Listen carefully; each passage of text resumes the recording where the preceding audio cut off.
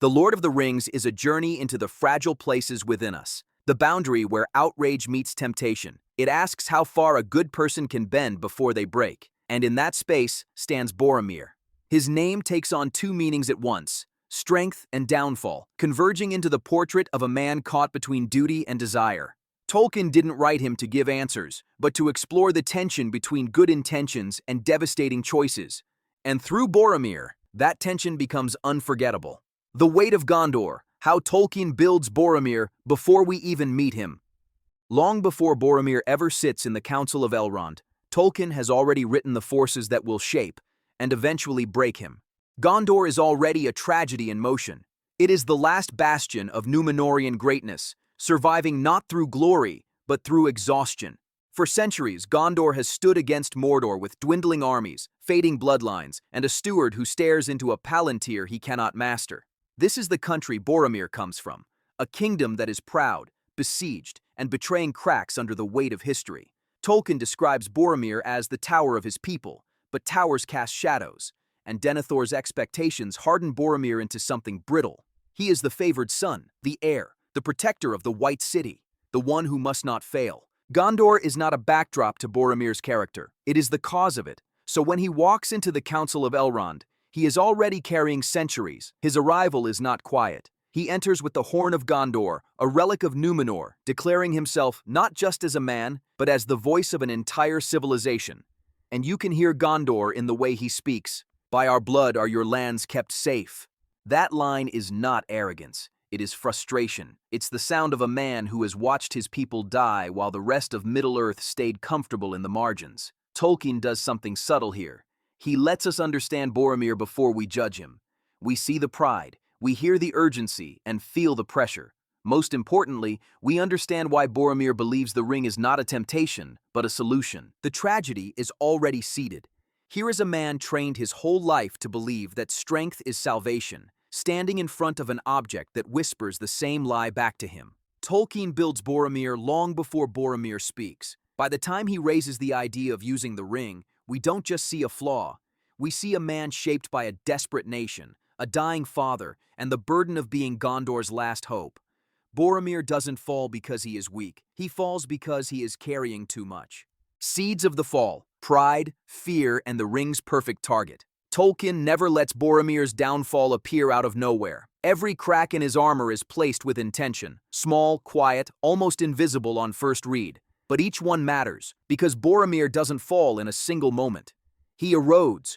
His worldview is built on war, not wandering. From the moment the Fellowship sets out, Boromir is already misaligned with the group's logic. He questions the secret road, doubts Gandalf's choices, is uneasy in Lorien, and repeatedly pushes for the direct, forceful path. These aren't the complaints of a stubborn man. They're the instincts of a soldier who has spent his life fighting a war the others have only heard about. He sees the ring not as corruption, but as Gondor's birthright. Unlike others in the Fellowship, Boromir doesn't romanticize the age of elves or the wisdom of wizards.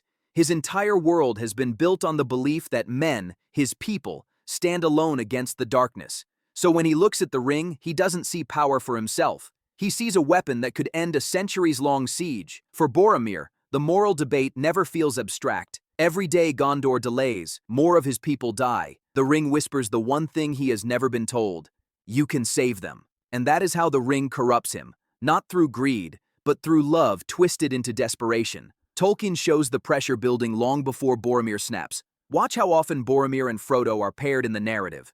Boromir offering advice, questioning secrecy, insisting that hiding is folly, and watching the ring, quietly, uncertainly. In the film, this is done visually. Lingering glances, half-finished sentences, the camera positioning Boromir closer and closer to Frodo whenever the ring is mentioned. In the book, Tolkien uses dialogue, short, pointed, escalating. Boromir never leaps to treachery. He steps toward it inch by inch, each step justified by fear, love, and an unshakable sense of responsibility. The fall feels inevitable because it comes from what is best in him. Boromir's courage, loyalty, pride, and love for his city are the very qualities that make him vulnerable.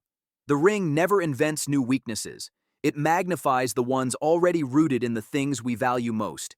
That is Boromir's tragedy. He is not corrupted because he is evil, but because he is good in a very human way. He is the perfect target because he is the perfect soldier. The one who believes it is his duty to save everyone, even if he must cross forbidden lines to do it. And Tolkien lets the pressure build, quietly, steadily, painfully, until something finally breaks.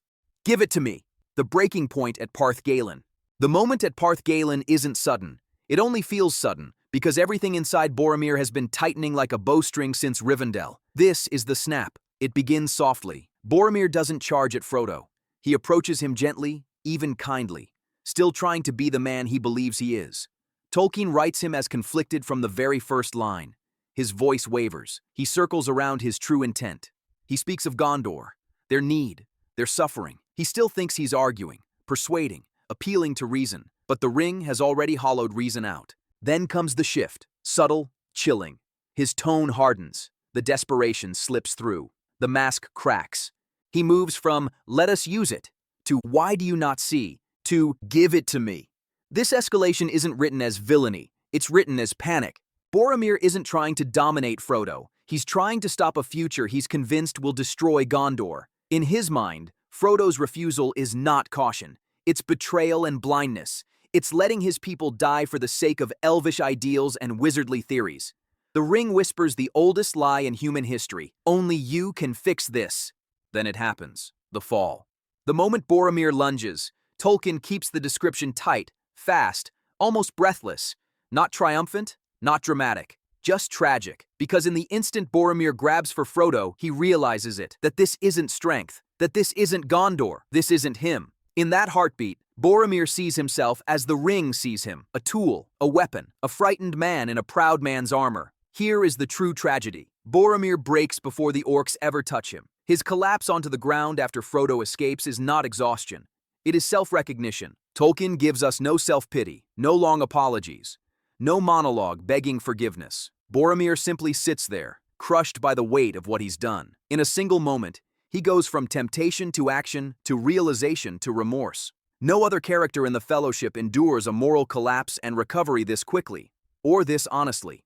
This is the turning point of Boromir's entire life. He will never touch the ring again, never speak of using it, never blame anyone else. Because for Boromir, the fall itself is the punishment, and the clarity that follows becomes the beginning of redemption. Parth Galen is not the end of Boromir's character arc. It is the moment he becomes worthy of the ending he earns. Silence, framing, and performance. Why less Boromir says more. Boromir is one of Tolkien's most carefully underwritten characters, and that's exactly why he hits so hard. Tolkien doesn't flood us with Boromir's inner thoughts, long speeches, or dramatic self-analysis. Instead, he uses absence, silence, implication, and restraint to let the tragedy form in the space around Boromir. And in the film, Peter Jackson and Sean Bean take that same principle and elevate it. Boromir speaks far less than most Fellowship members. Count the lines, count the monologues. Boromir has surprisingly few. He is not verbose. He is economical. And in tragedy, economy is everything. Tolkien lets other characters define Boromir indirectly. By the time Boromir dies, he feels larger than life, not because Tolkien described him endlessly, but because characters we trust treat him as if he mattered deeply. In the film, silence becomes Boromir's most powerful language. Sean Bean plays Boromir like a man at war with himself, long before he ever argues with anyone else. Watch the physicality, the small flinches when the ring is discussed, the way he kneels at Caradhras, breath shuddering, how he avoids eye contact after Parth Galen, the way his shoulders sag when Frodo pulls away. There are moments where Bean looks like he wants to speak, but chooses not to.